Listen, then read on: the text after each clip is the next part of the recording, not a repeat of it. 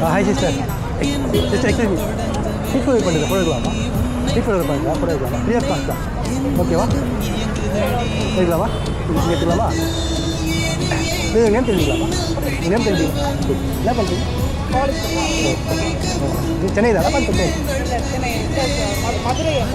மதுரையில் வரீங்களா? மதுரையிலேருந்து வேலை படிக்கிறீங்களா? என்ன காலேஜ்? Dental college. மெடிக்கல்